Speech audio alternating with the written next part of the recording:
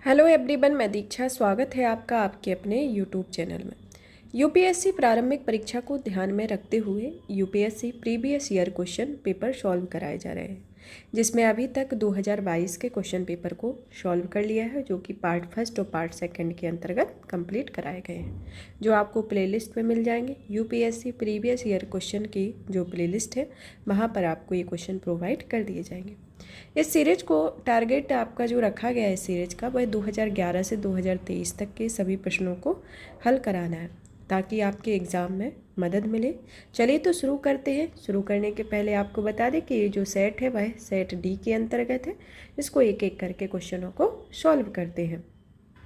Question पहला आता है कि भारत में निम्नलिखित में से कौन एक उन फैक्ट्रियों में जिनमें कामगार नियुक्त हैं औद्योगिक विवादों, समापनों, छटनी और कामबंदी के विषय में सूचनाओं को संकलित करता है।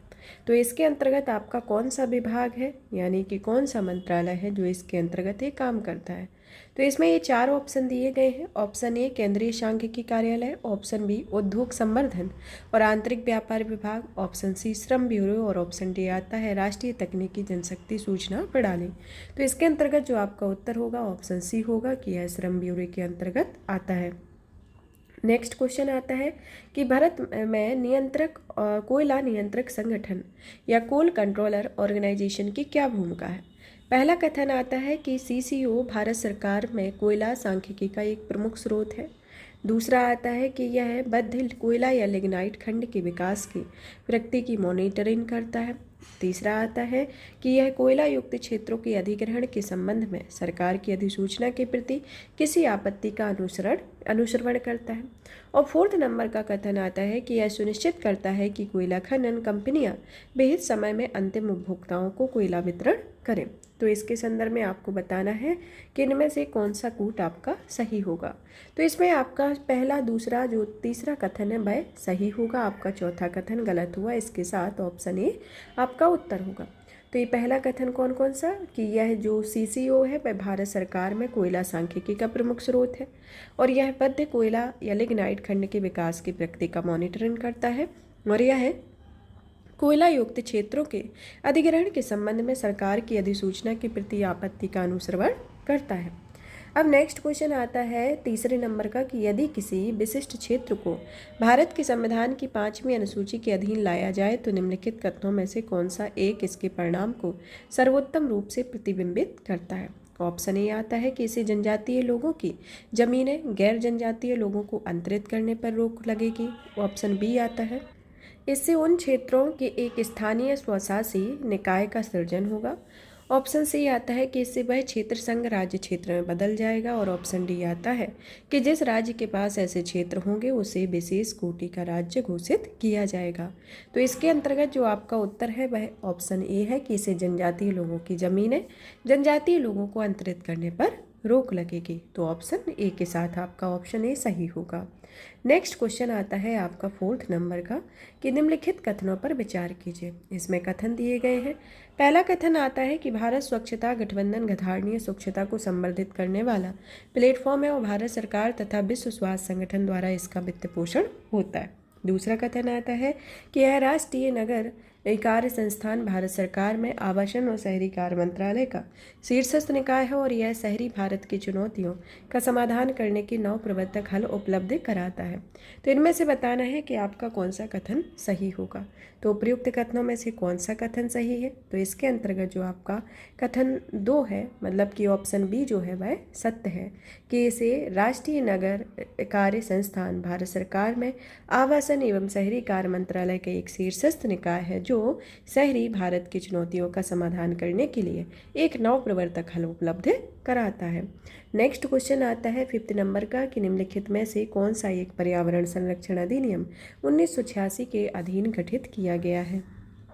ऑप्शन ए आता है केंद्रीय जल आयोग, ऑप्शन बी आता है केंद्रीय भूजल बोर्ड, ऑप्शन सी आता है केंद्रीय भूजल प्राधिकरण और ऑप्शन डी आता है राष्ट्रीय जल विकास अभिकरण। तो इसके अंतर्गत जो आपका उत्तर है वह ऑप्शन सी है, क्योंकि यह जो आता है वह केंद्रीय भूजल प्राधिकरण के अंतर्गत आता है।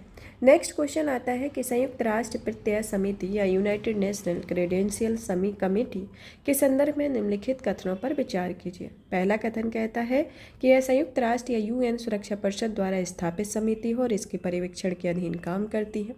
दूसरा कथन आता है कि यह पारंपरिक रूप से प्रति वर्ष मार्च, जून, सितंबर में इसकी बैठक होती है। तीसरा आता है कि यह महासभा को अनुमोदन हेतु रिपोर्ट प्रस्तुत करने से पूर्व सभी यूएन सदस्यों के प्रत्ययों का आकलन करती है। तो उपयुक्त कथनों में से कौन सा कथन सही है? इसमें आपके 4 ऑप्शन दिए गए हैं। तो इसमें से सिर्फ आपका तीसरा कथन सही है कि यह महासभा के अनुमोदन हेतु रिपोर्ट प्रस्तुत करने से सभी पूर्व यूएन सदस्यों के प्रत्ययों का आकलन करती है। तो ऑप्शन ए सही होगा। नेक्स्ट क्वेश्चन आता है कि निम्नलिखित में से कौन सा कथन ध्रुवीय कोड या पोलर कोड का सर्वोत्तम वर्णन करता है? तो पोलर कोड का कौन सा वर्णन करता है? ऑप्शन ए आता है कि यह ध्रुवीय जलराशियों में परिचालन कर रहे जहाज़ों के लिए सुरक्षा का अंतर्राष्ट्रीय कोड है। दूसरा आता है कि यह उत्तरी ध्रुव के आसपास के देशों का ध्रुवीय क्षेत्र के अपने राज्य क्षेत्र के सीमांकन का समझौता है। तीसरा आता है ऑप्शन सी कि उत्तरी ध्रुव और दक्षिणी ध्रुव में अनुसंधान करने वाले वैज्ञानिकों के देशों द्वारा अपनाए जाने वाले मानकों का एक समुच्चय है। तो आपको इन 4 ऑप्शन में से बताना है कि ध्रुवीय कोड के लिए कौन सा ऑप्शन आपका सही होगा। तो इसमें आपका जो सर्वोत्तम वर्णन करता है आपका ऑप्शन ए है, क्योंकि यह ध्रुवीय जलराशियों में परिचालन कर रहे जहाज़ों के लिए एक सुरक्षा का अंतर्राष्ट्रीय कोड होता है, उसे ध्रुवीय कोड कहा जाता है। इसके संदर्भ में उपयुक्त कथन इन 4 में से। नेक्स्ट क्वेश्चन आता है 8 नंबर का कि संयुक्त राष्ट्र महासभा के संदर्भ में निम्नलिखित कथनों पर विचार कीजिए। तो आपको बताना है कि इसमें ऑप्शन मतलब कि कथन दिए गए हैं, कथन में से आपको बताना है कौन कौन से कथन सही हैं। संयुक्त राष्ट्र महासभा गैर सदस्य राज्यों के प्रेक्षक स्थिति का प्रदान कर सकती है। दूसरा आता है कि अंतर सरकारी संगठन यूएन महासभा में प्रेक्षक स्थिति पाने का प्रयत्न कर सकते हैं। और तीसरा आता है कि यूएन महासभा में स्थायी प्रेक्षक यूएन मुख्यालय में मिशन बनाए रख सकते हैं। तो आपको बताना है कि इनमें से कौन सा कथन सही होगा। तो इसके अंतर्गत जो आपका कथन ए मतलब ऑप्शन डी है वो सही होगा, क्योंकि इसमें तीनों ही कथन आपके सत्य हैं कि यूएन महासभा गैर सदस्य राज्यों को प्रेक्षक स्थिति प्रदान कर सकती है। अंतर सरकारी संगठन यूएन महासभा में प्रेक्षक स्थिति पाने का प्रयत्न कर सकती है और यूएन महासभा में स्थायी प्रेक्षक यूएन मुख्यालय में मिशन बनाए रख सकते हैं। तो इसके संदर्भ में आपके तीनों ही कथन सत्य हैं, तो ऑप्शन डी सही होगा। नेक्स्ट क्वेश्चन आता है 9 नंबर का कि भारत में चाय बोर्ड के संदर्भ में निम्नलिखित कथनों पर विचार कीजिए। तो आपको चाय बोर्ड के संदर्भ में बताना है। पहला कथन दिया गया है कि चाय बोर्ड सांविधिक निकाय है। दूसरा कथन दिया गया है कि यह कृषि एवं किसान कल्याण मंत्रालय से संलग्न नियामक निकाय है। तीसरा कथन दिया गया है कि चाय बोर्ड का प्रधान कार्यालय बेंगलुरु में स्थित है। और 4th नंबर का कथन आता है कि इस बोर्ड के दुबई और मॉस्को में विदेशी कार्यालय है। तो आपको बताना है कि चाय बोर्ड के संदर्भ में निम्नलिखित कथनों में से कौन सा कथन सही है। तो इसमें आपका पहला और चौथा कथन सही है, क्योंकि चाय बोर्ड एक सांविधिक निकाय है और इसका जो बोर्ड है वह दुबई और मॉस्को में विदेशी कार्यालय में है। तो इसके अंतर्गत ऑप्शन डी आपका उत्तर होगा। नेक्स्ट क्वेश्चन आता है कि निम्नलिखित में से कौन सा एक ग्रीन वॉशिंग शब्द से सर्वोत्तम उदाहरण है या सर्वोत्तम वर्णन करता है। ऑप्शन ए दिया गया है कि मिथ्या रूप से यह प्रभाव व्यक्त करना कि कंपनी के उत्पाद पारिस्थितिकी अनुकूली या इको फ्रेंडली और पर्यावरणीय रूप से उपयुक्त है। ऑप्शन बी आता है कि किसी देश के वार्षिक वित्तीय विवरणों में पारिस्थितिकी या पर्यावरणीय लागतों को शामिल नहीं करना। ऑप्शन सी आता है कि आधारिक संरचना विकसित करते समय अनर्थकारी पारिस्थितिक दुष्परिणामों की उपेक्षा करना। ऑप्शन डी आता है कि किसी सरकारी परियोजना या कार्यक्रम में पर्यावरणीय लागतों के लिए अनिवार्य उपबंध कराना है। तो आपको इनमें से बताना है कि कौन सा ये 4 कथन में से एक उपयुक्त एक ग्रीन वॉशिंग का वर्णन करते हैं। तो इसमें ऑप्शन ए सही है, क्योंकि यह मिथ्या रूप से यह प्रभाव व्यक्त करना है कि कंपनी के उत्पाद पारिस्थितिकी अनुकूल या इको फ्रेंडली और पर्यावरणीय रूप से उपयुक्त है। नेक्स्ट आता है आपका 11 नंबर का क्वेश्चन कि निम्नलिखित कथनों पर विचार कीजिए। पहला कथन आता है इसमें कि यूएस फेडरल रिजर्व की सख्त मुद्रा नीति पूंजी पलायन की ओर ले जा सकती है। दूसरा आता है कथन कि पूंजी पलायन वर्तमान विदेशी वाणिज्यिक ऋण ग्रहण वाली फर्मों की ब्याज लागत को बढ़ा सकता है। तीसरा कथन आता है कि यह घरेलू मुद्रा का अवमूल्यन ईसीबी से संबद्ध मुद्रा को जोखिम घटाता है। तो उपयुक्त कथनों में से कौन सा कथन सही है आपको बताना है। तो ऑप्शन आपका ये सही होगा क्योंकि इसमें पहला और दूसरा जो कथन सही है, क्योंकि यूएस फेडरल रिजर्व की सख्त मुद्रा नीति पूंजी पलायन की ओर ले जा सकती है और यह वर्तमान विदेशी वाणिज्यिक ऋण ग्रहण वाली फर्मों की हुई ब्याज लागत को भी बढ़ा सकती है। तो इसके साथ ही आपका ऑप्शन ए सही होगा। नेक्स्ट क्वेश्चन आता है कि निम्नलिखित राज्यों पर विचार कीजिए। तो आपको बताना है कि इनमें से कौन सा राज्य है जो आमतौर पर चाय उत्पादक राज्य के तौर पर जाना जाता है। पहला आता है आंध्र प्रदेश, दूसरा केरल, तीसरा आता है हिमाचल प्रदेश और चौथा आता है त्रिपुरा। तो इनमें से बताना है चाय उत्पादक राज्य कितने हैं। तो इनमें से केवल 3 राज्य ऐसे हैं जो चाय उत्पादक राज्य हैं। तो ऑप्शन सी आपका सही होगा। नेक्स्ट क्वेश्चन आता है कि निम्नलिखित कथनों पर विचार कीजिए। पहला कथन कहता है कि भारत में साख क्षमता निर्धारण एजेंसियां, क्रेडिट रेटिंग एजेंसियां भारतीय रिजर्व बैंक द्वारा विनियमित होती हैं। दूसरा आता है कि ICRA नाम से जानी जाने वाली क्षमता निर्धारण एजेंसी एक पब्लिक लिमिटेड कंपनी है। और तीसरा आता है कि ब्रिक वर्क रेटिंग की एक भारतीय साख क्षमता निर्धारण एजेंसी है। तो उपयुक्त कथनों में से कौन सा कथन सही है आपको इनमें से बताना है। तो इसमें आपका ऑप्शन बी सही है, क्योंकि इसमें दूसरा और तीसरा जो कथन है वह सत्य है कि ICRA नाम से जाने वाली क्षमता निर्धारण एजेंसी एक पब्लिक लिमिटेड कंपनी है और यह ब्रिक वर्क रेटिंग का एक भारतीय साख क्षमता निर्धारण एजेंसी भी होती है। अब आता है 14 नंबर का क्वेश्चन, जिसके अंतर्गत बैंक बोर्ड ब्यूरो के संदर्भ में क्वेश्चन है। बैंक बोर्ड ब्यूरो के संदर्भ में आता है क्वेश्चन कि निम्नलिखित में कथनों में से कौन सा कथन सत्य है बताना है। पहला आता है कि RBI का गवर्नर बैंक बोर्ड ब्यूरो का चेयरमैन होता है। दूसरा कथन आता है कि बैंक बोर्ड ब्यूरो सार्वजनिक क्षेत्रक बैंकों के अध्यक्षों के चयन के लिए संस्तुति करता है। और तीसरा आता है कि बैंक बोर्ड ब्यूरो सार्वजनिक क्षेत्रक बैंकों को कार्यनीतियाँ और पूंजीवर्धन योजनाओं को विकसित करने में मदद करता है। तो इसके अंतर्गत जो आपका उत्तर है इन 4 कथनों में से, मतलब 4 ऑप्शन जो दिए गए हैं इनमें से बताना है। तो इसमें जो आपका उत्तर होगा ऑप्शन बी होगा, क्योंकि इसमें दूसरा और तीसरा कथन आपका सही है। नेक्स्ट क्वेश्चन आता है कि परिवर्तनीय बॉन्ड के संदर्भ में निम्नलिखित कथनों पर विचार कीजिए। पहला कथन कहता है चूंकि बॉन्ड को इक्विटी के लिए बदलने का विकल्प है, परिवर्तनीय बॉन्ड अपेक्षाकृत कम ब्याज दर का भुगतान करते हैं। दूसरा कथन दिया गया है कि इक्विटी के लिए बदलने का विकल्प बॉन्ड धारक को बढ़ती हुई उपभोक्ता कीमतों से संलग्नता की मात्रा प्रदान करता है। तो परिवर्तनीय बॉन्ड के संदर्भ में तो आपको बताना है कि इन दोनों कथनों में से कौन से कथन सही हैं। तो इसमें आपका पहला और दूसरा दोनों ही कथन सत्य हैं, तो आपका ऑप्शन सी होगा। नेक्स्ट क्वेश्चन आता है कि निम्नलिखित पर विचार कीजिए। तो आपको बताना है इनमें से विचार करके कि इनमें से कौन किसका सदस्य है। जैसे पहला दिया गया है कि एशियाई अवसंरचना निवेश बैंक, और दूसरा दिया गया है प्रक्षेपित प्रौद्योगिकी नियंत्रण व्यवस्था जिसे missile technology transfer technology control regime कहा जाता है। और तीसरा आता है संघाई सहयोग संगठन। तो भारत उपयुक्त में से किसका सदस्य है, तो इनमें से बताना है। तो इसमें जो आपका ऑप्शन डी है वो सही है, क्योंकि भारत इन तीनों ही संगठन का सदस्य है। एशियन इंफ्रास्ट्रक्चर इन्वेस्टमेंट बैंक का भी है, मिसाइल टेक्नोलॉजी कंट्रोल रिजिम का भी है और संघाई कोऑपरेशन ऑर्गेनाइजेशन का भी भारत सदस्य है। तो इसके साथ ही ऑप्शन डी होगा। नेक्स्ट क्वेश्चन आता है कि हाल ही में क्वेश्चन है पहला, मतलब कि पहला कथन है कि हाल के वर्षों में वियतनाम विश्व में सबसे तेज़ी से बढ़ती हुई अर्थव्यवस्थाओं में से एक रहा है। दूसरा कथन आता है कि वियतनाम का नेतृत्व बहुदलीय राजनीतिक प्रणाली द्वारा होता है। तीसरा कथन आता है कि वियतनाम का आर्थिक विकास विश्वव्यापी पूर्ति श्रृंखलाओं के साथ इनके एकीकरण और निर्यात पर मुख्य ध्यान होने से जुड़ा है। और चौथा आता है कि लंबे समय से वियतनाम की निम्न श्रम लागतों और स्थिर विनिमय दरों ने वैश्विक निर्माताओं को आकर्षित किया है। और 5th नंबर का आता है कि हिंद प्रशांत क्षेत्र का सर्वाधिक उत्पादक ई सेवा सेक्टर वियतनाम में है। तो इसके अंतर्गत ये जो आपके कथन दिए गए हैं तो इनमें बताना है कि आपका कौन सा कथन सही है। तो इसमें आपका जो ऑप्शन सी है वो सही है, क्योंकि आपका पहला और तीसरा और साथ साथ आपका चौथा ये तीनों कथन आपके सत्य हैं कि हाल के वर्षों में वियतनाम विश्व में सबसे तेज़ी से बढ़ती हुई अर्थव्यवस्थाओं में से एक है। फिर और ये वियतनाम का आर्थिक विकास विश्वव्यापी पूर्ति के श्रृंखलाओं के साथ एकीकरण और निर्यात पर मुख्य ध्यान होने से जुड़ा है। और फोर्थ, ये लंबे समय से वियतनाम की निम्न श्रम लागतों और स्थिर विनिमय दरों ने वैश्विक निर्माताओं को आकर्षित किया है। तो इसके साथ ही आपका ऑप्शन सी होगा। नेक्स्ट क्वेश्चन आता है कि भारत में निम्नलिखित में से कौन मुद्रास्फीति को नियंत्रित कर कीमत स्थिरता बनाए रखने के लिए उत्तरदायी है।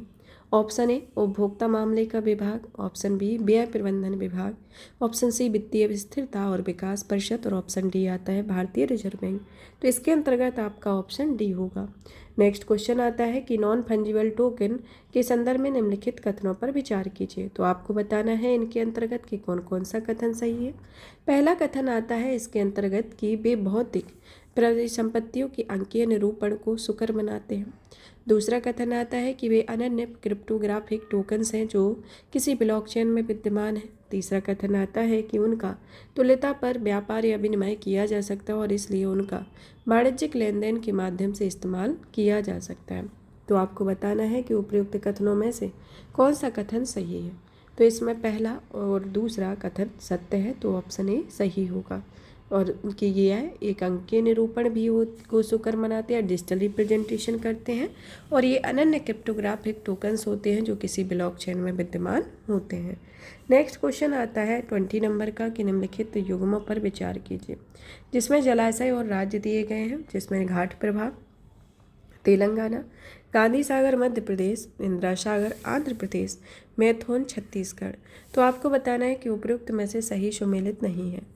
तो इसमें जो तीन है वह एक दूसरे से सुमेलित नहीं है, तो ऑप्शन सी होगा। इसमें सिर्फ आपका जो गांधी सागर है वह मध्य प्रदेश से सुमेलित है और ये तीनों ही आपके गलत है, तो ये सुमेलित नहीं है। नेक्स्ट क्वेश्चन आता है आपका कि निम्नलिखित कथनों पर विचार कीजिए। कथन कहता है पहला कि उच्च मेघ मुख्यतः सौर विकिरणों को परावर्तित कर भूपृष्ठ पर को ठंडा करते हैं। दूसरा कथन आता है कि भूपृष्ठ से उत्सर्जित होने वाली अवरक्त के विकिरण का निम्न भेग में उच्च अवशोषण होता है और इससे तापन प्रभावित होता है।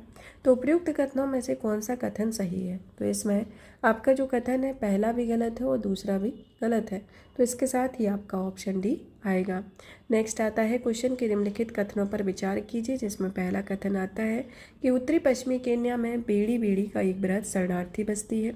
दूसरा कथन आता है कि दक्षिणी सुदान गृह युद्ध से पलायन किए हुए कुछ लोग बीड़ी बीड़ी में रहते हैं। तीसरा कथन आता है कि सोमालिया के गृह युद्ध से पलायन किए हुए कुछ लोग केन्या के ददाब शरणार्थी संकुल में रहते हैं। तो आपको बताना है कि इनमें से कौन सा कथन सही है। तो इसमें ऑप्शन बी सी सही है, क्योंकि दूसरा और तीसरा कथन सत्य है। नेक्स्ट क्वेश्चन आता है कि निम्नलिखित देशों पर विचार कीजिए। तो इसमें पहला देश दिया गया है आर्मीनिया, दूसरा अजरबैजान, तीसरा क्रोएशिया, चौथा रोमानिया और पांचवा उज्बेकिस्तान है। तो उपयुक्त में से कौन तुर्की राज्यों के संगठन के सदस्य हैं, तो इसके अंतर्गत बताना है। तो इसमें ऑप्शन सी जो है वह सही है, क्योंकि इसमें दूसरा और आपका 5 नंबर का अजरबैजान और उज्बेकिस्तान जो है वह तुर्की राज्यों के संगठन के सदस्य हैं, तो ऑप्शन सी आएगा। क्वेश्चन आता है कि निम्नलिखित कथनों पर विचार कीजिए। पहला कथन आता है कि गुजरात में भारत का विशालतम सौर पार्क है। दूसरा आता है कि केरल में पूर्णतः सौर शक्तिकृत अंतर्राष्ट्रीय हवाई अड्डा है। तीसरा आता है कि गोवा में भारत की विशालतम तैरती हुई सौर प्रकाश वोल्टीय परियोजना है। तो उपयुक्त कथनों में से कौन सा कथन सही है। तो इसके अंतर्गत जो आपका ऑप्शन बी है वो सही है, क्योंकि केवल दो का दूसरा कथन जो है वह आपका सही है। नेक्स्ट क्वेश्चन आता है 25 नंबर का, जिसमें पूछा गया है कि समुद्री कानून पर संयुक्त राष्ट्र अभिसमय या यूनाइटेड नेशन कन्वेंशन के संदर्भ में निम्नलिखित कथनों पर विचार कीजिए। पहला कथन कहता है कि किसी तटीय राज्य को अपने प्रादेशिक समूह की चौड़ाई को आधार रेखा से मापित 12 समुद्री मील से अनधिक सीमा तक अभिसमय के अनुरूप सुस्थापित करने का अधिकार है। दूसरा आता है कि सभी राज्यों के, चाहे वह तटीय हो या भूमध्य भाग के हों, जहाज़ों को प्रादेशिक समुद्र से होकर बिना रोक टोक यात्रा का अधिकार होता है। तीसरा आता है कि अनन्य आर्थिक क्षेत्र का विस्तार उस आधार से 200 समुद्री मील से अधिक नहीं होगा जहाँ से प्रादेशिक समुद्र की चौड़ाई मापी जाती है। तो उपयुक्त कथनों में से कौन सा कथन सही है, इसके अंतर्गत बताना है। तो इसमें जो आपका कथन है वह ऑप्शन डी सही है, क्योंकि यह पहला, दूसरा, तीसरा जो है वह तीनों ही कथन समुद्री कानून पर संयुक्त राष्ट्र अभिसमय के कथन पर को प्रस्तुत करते हैं। नेक्स्ट क्वेश्चन आता है निम्नलिखित में से कौन सा एक कभी कभी समाचारों में उल्लेखित सेंकाकू द्वीप विवाद को सर्वोत्तम रूप से प्रतिबिंबित करता है? ऑप्शन ए आता है कि आमतौर पर यह माना जाता है कि वे दक्षिणी चीन सागर के आसपास किसी देश द्वारा निर्मित कृत्रिम द्वीप हैं। दूसरा ऑप्शन बी आता है कि चीन और जापान के बीच पूर्वी चीन सागर में इन द्वीपों के विषय में समुद्री विवाद होता रहता है। ऑप्शन सी आता है कि यह ताइवान को अपनी रक्षा क्षमताओं को बढ़ाने में मदद करने के लिए एक स्थायी अमेरिकी सैन्य अड्डा स्थापित किया गया है। और ऑप्शन डी आता है यद्यपि अंतर्राष्ट्रीय न्यायालय ने उन्हें सार्वभौमिक भूमि घोषित किया है, तथापि कुछ दक्षिणी पूर्वी एशियाई देश उन पर दावा करते हैं। तो इसके अंतर्गत बताना है कि इनमें से कौन सा कथन आपका सही होगा। तो इसमें आपका ऑप्शन बी सही हुआ, क्योंकि जो सेंकाकू द्वीप विवाद के संदर्भ में आता है कि यह चीन और जापान के बीच पूर्वी चीन सागर में इन द्वीपों के विषय में समुद्री विवाद होता रहता है, जो कि हमेशा चर्चाओं में बना रहता है। नेक्स्ट क्वेश्चन आता है कि निम्नलिखित कथनों पर विचार कीजिए। पहला कथन दिया गया है, कथन में देश और हाल ही में समाचारों में रहे कुछ महत्वपूर्ण कारण हैं जो कि 2022 के अकॉर्डिंग दिए गए थे। और आपको अभी इस तरीके के जो क्वेश्चन पे आते हैं तो इसका एक पैटर्न देख लेना है। और आपको जो 2024 में अटेम्प्ट कर रहे हैं तो आपको 2024, 23, 24 में जो भी महत्वपूर्ण सुर्खियाँ रही हैं उनको आपको पॉइंट आउट करना है, क्योंकि प्रीवियस ईयर क्वेश्चन लगाने का मोटिव भी यही होता है कि आप उनसे कुछ सीखें इस तरीके से कि आप 2024 या 2025 अटेम्प्ट करना चाह रहे हैं। तो इससे आपको कुछ कुछ पॉइंट देखने को मिलेंगे कि इस तरीके का पैटर्न आता है तो हमें किस तरीके से अप्लाई करना है। वो भी एक एडवांस फॉर्म है कि अगर इस तरीके से इसमें पूछा गया है तो नेक्स्ट ईयर ये जब लेवल बढ़ेगा तो किस तरीके के क्वेश्चन पूछे जाएंगे। और प्रीवियस ईयर क्वेश्चन कराने का भी मोटिव यही होता है कि आप अगर एग्ज़ाम देते हैं तो आपको कम से कम 10 सालों के, या 10 नहीं तो आप 5-6 साल के क्वेश्चन पेपर देखें, क्योंकि ये बदलते पैटर्न के अनुसार हमेशा क्वेश्चन पूछे जाते हैं। तो आप खुद ही एक एनालिसिस करेंगे कि किस तरीके से क्वेश्चन पूछे जा रहे हैं, कैसी हमारी तैयारी है, हमें तैयारी को किस तरीके से बेहतर करना है। तो ये सभी आपके इसमें रहती है। तो आप जो भी ईयर अटेम्प्ट कर रहे हैं, मतलब कि जो भी आप टारगेट रख रहे हैं, कोई 2024 को कर रहा होगा, कोई 2025 को, कोई 2026 को, अगर आप ईयर वाइज इस तरीके से कर रहे हैं तो आप प्रीवियस ईयर क्वेश्चन देख लेंगे तो एक अपनी एक बैग मतलब जो बेस है उसको स्ट्रॉन्ग तो कर ही रहे हैं, साथ ही साथ एक दिशा भी मिल जाएगी कि आपको इस दिशा में आपको तैयारी करनी है। क्योंकि अगर इस तरीके के क्वेश्चन आते हैं तो आपको इस पैटर्न को ध्यान में रखते हुए तैयारी को और एडवांस लेवल पे करना है। क्योंकि अभी तो ये जो क्वेश्चन सॉल्व किए जा रहे हैं ये 2022 का है, अभी आपको 2023 का करा चुके हैं, और ऐसे ही आपका होगा तो 21, 20 और 19 सभी के कराएंगे। तो इसमें आपको एक लेवल भी पता चलेगा। इनको कराने का मोटिव भी यही है कि आपको एक लेवल पता चले कि किस तरीके के क्वेश्चन यूपीएससी में पूछे जा रहे हैं और किस तरीके के पूछे जाने की संभावना है। जब आप इतने क्वेश्चन सॉल्व कर लेंगे तो आपको खुद ही लगेगा कि इस तरीके का क्वेश्चन आ सकता है। तो इसमें जो पहला आता है कि चाड जो चीनी द्वारा स्थायी सैन्यवेश की स्थापना है। दूसरा आता है कि गिनी सेना द्वारा संविधान और सरकार का निलंबन है। तीसरा आता है कि लेबनान गंभीर और लंबे समय तक आर्थिक मंदी हो। और चौथा आता है ट्यूनीशिया राष्ट्रपति द्वारा संसद का निलंबन है। तो इनमें से कौन सा सही कथन सुमेलित है? तो इसमें केवल 3 कथन ही सुमेलित हैं, तो इसके साथ ही आपका ऑप्शन सी होगा। नेक्स्ट क्वेश्चन आता है 28 नंबर का कि अक्सर समाचारों में रहे उल्लेखित क्षेत्र है, जैसे पहला अनातोलिया तुर्की, अम्हारा Ethiopia, कार्बो Delgado Spain, Catalonia Italy. तो आपको बताना है कि इनमें से सही सुमेलित है। तो इसमें केवल 2 ही हैं जो कि सही सुमेलित हैं, तो ऑप्शन बी होगा।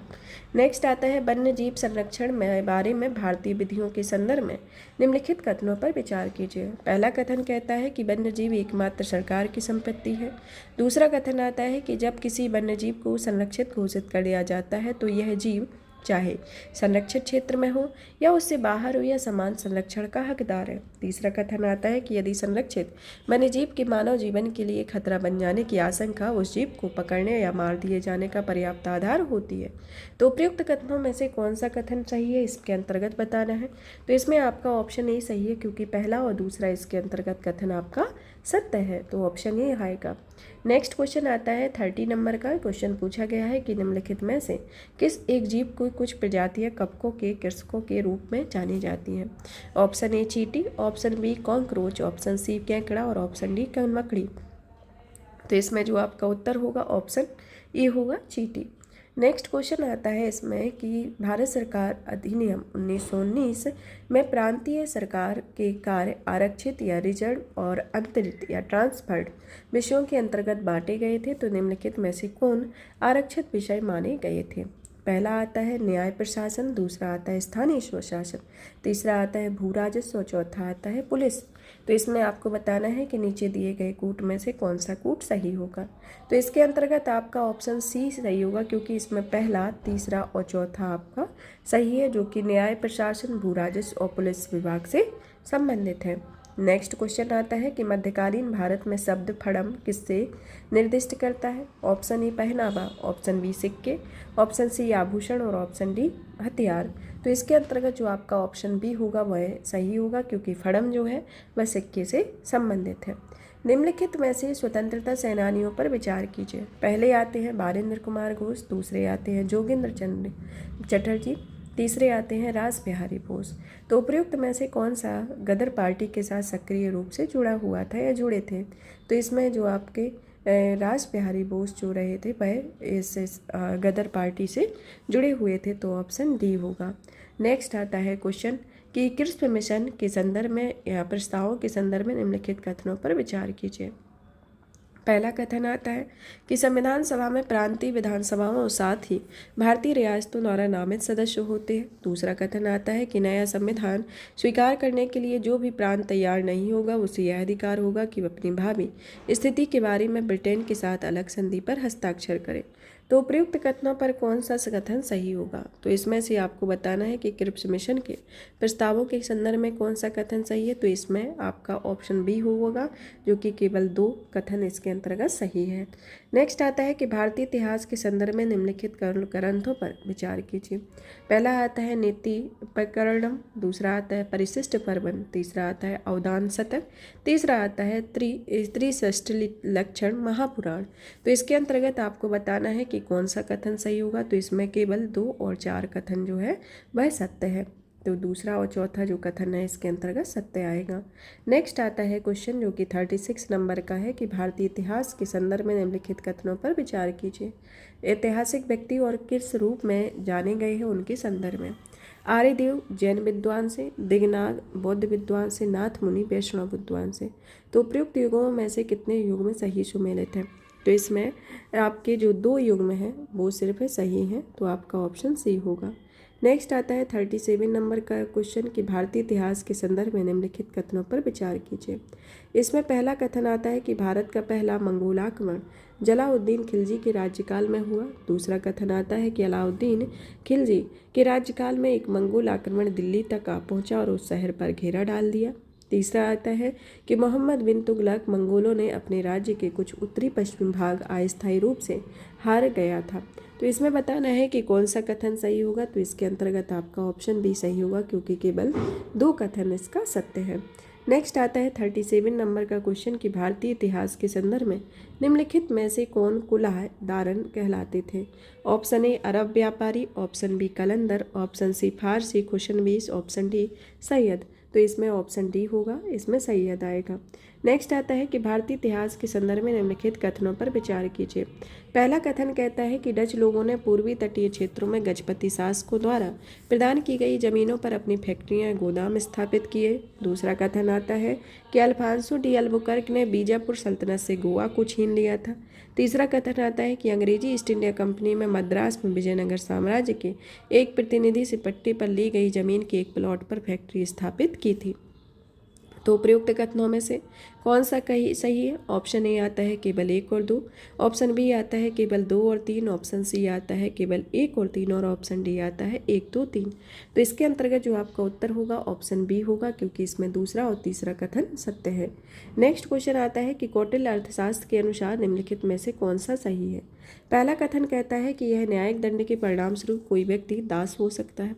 दूसरा कथन आता है कि स्त्री दास अपने मालिक के संसर्ग से पुत्र जनन पर कानूनी तौर पर मुक्त हो जाती है। और तीसरा आता है कि यदि स्त्री दास का मालिक उस स्त्री से पैदा हुए पुत्र का पिता हो तो उस पुत्र को मालिक का पुत्र होने का एक कानूनी हक मिलता था। तो इसमें से आपका जो उत्तर होगा ऑप्शन डी होगा, क्योंकि इसमें तीनों ही कथन जो है वह सत्य हैं, क्योंकि कौटिल्य के अर्थशास्त्र के अनुसार न्यायिक दंड के परिणाम स्वरूप कोई भी व्यक्ति दास हो सकता है और स्त्री दास अपने मालिक के संसर्ग से पुत्र जनन पर कानूनी तौर पर मुक्त हो जाती है। और यदि स्त्री दास का मालिक उस स्त्री से पैदा हुए पुत्र का पिता हो तो उस पुत्र को मालिक का पुत्र होने का कानूनी हक मिलता है। तो इनके संदर्भ में ये तीनों ही कथन आते हैं। नेक्स्ट क्वेश्चन आता है 41 नंबर का क्वेश्चन कि निम्नलिखित युग्मों में से विचार करना है। पहला आता है कि अशोक के प्रमुख शिलालेखों के स्थान और वह स्थान जिस पर राज्य है उनके बारे में बताना है। धौली जो है वह कहाँ पर है? उड़ीसा में। एरेगुड़ी आंध्र प्रदेश में। जोगढ़ मध्य प्रदेश में और कालसी कर्नाटक में।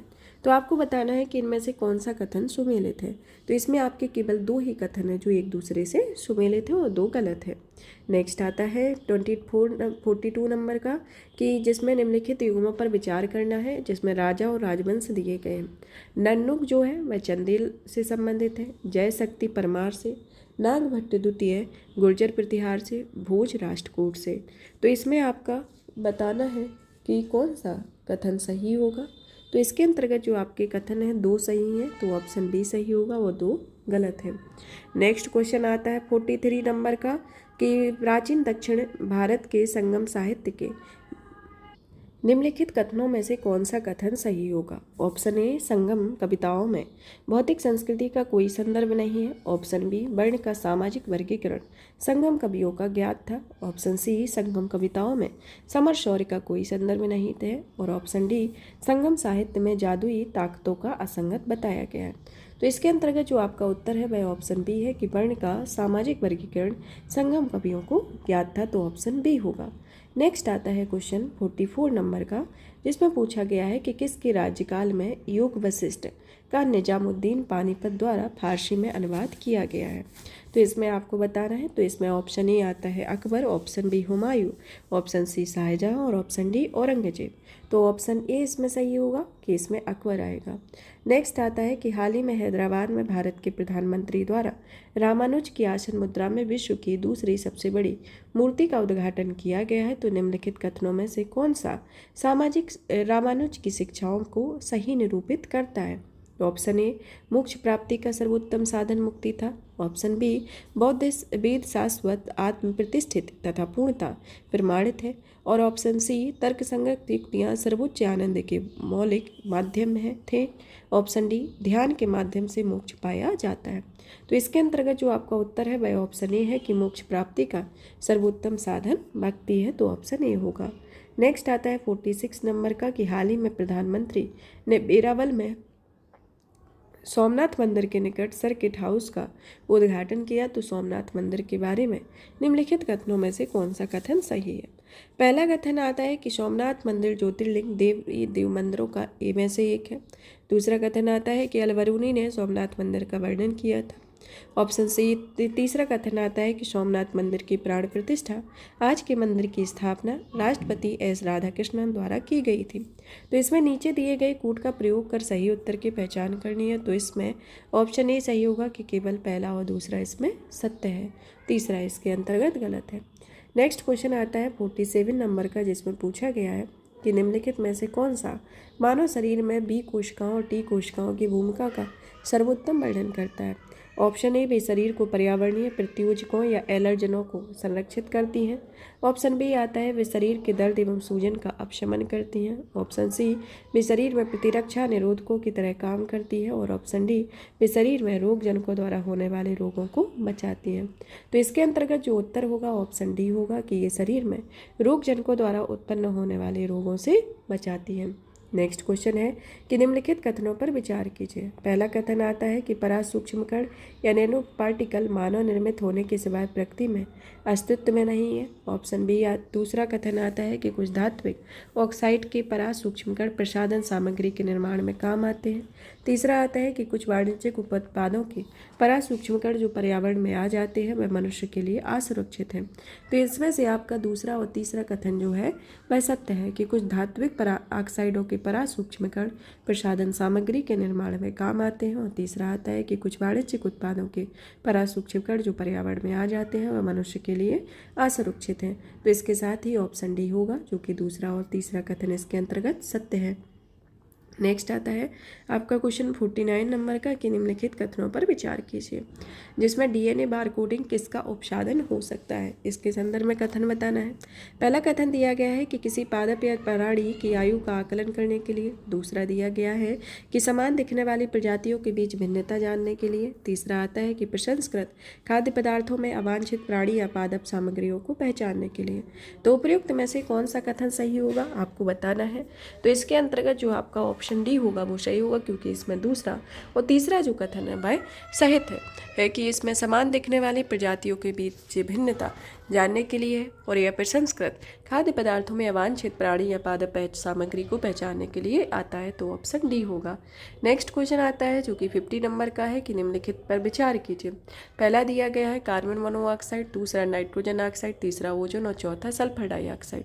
तो वातावरण में उपयुक्त में से किसकी या किन की अधिकता होने से अम्ल वर्षा होती है। तो इसमें आपका नाइट्रस ऑक्साइड और सल्फर डाइऑक्साइड दोनों के होने से वातावरण में अम्ल वर्षा होती है, तो इसके साथ ऑप्शन बी होगा। ऑप्शन बी इसके अंतर्गत आएगा। आपके यहाँ पर 50 क्वेश्चन कंप्लीट होते हैं। नेक्स्ट क्लास में आपके मतलब कि नेक्स्ट पार्ट में आपके जो बाकी के 50 क्वेश्चन हैं उनको कवर किया जाएगा। आपको ये क्वेश्चन एक साथ भी प्रोवाइड करा सकते हैं, लेकिन अगर आप 50-50 क्वेश्चन को सॉल्व करेंगे डे के हिसाब से वो ज़्यादा बेहतर रहेगा, क्योंकि एक साथ एक दिन में एक पेपर को सॉल्व करना, क्योंकि एक अगर आप 50 क्वेश्चन को कर लेते हैं तो आपको समझ में आएगा कि किस तरीके का क्या है। और अगर आप एक साथ भी दोनों कर सकते हैं तो आप पार्ट फर्स्ट और पार्ट सेकंड के अंतर्गत दोनों को देख सकते हैं। ये हम अपनी खुद की स्ट्रेटजी के अकॉर्डिंग वर्क कर रहे हैं, तो आपको एक दिन मतलब पार्ट फर्स्ट और पार्ट सेकंड में दो पेपर कवर कराया जाएगा, जिसमें पहले पार्ट में 50 क्वेश्चन रहेंगे, सेकंड वाले पार्ट में 50 क्वेश्चन रहेंगे। इसी तरीके से आपका 2023 का क्वेश्चन पेपर भी सॉल्व कराया गया था, जिसमें पार्ट फर्स्ट और पार्ट सेकंड के अंतर्गत बांटा गया था। तो इस तरीके से आपके सेशन कंप्लीट किए जाएंगे, जिसमें आपके यूपीएससी के जीएस के भी क्वेश्चन प्रोवाइड किए जाएंगे। साथ ही साथ जब जीएस पक्का कंप्लीट होगा तो बीच बीच में आपके सीसेट के भी क्वेश्चन पेपर ला देंगे। तब तक आप इस सेशन को ज़्यादा से ज़्यादा शेयर करें, वीडियो को लाइक करें, चैनल को सब्सक्राइब करें। धन्यवाद। और पीडीएफ प्राप्त करने के लिए आप हमारे Telegram channel UPSC PSC with Diksha पर ज्वाइन कर सकते हैं, जहां पर आपको पीडीएफ प्राप्त हो जाएगी। धन्यवाद।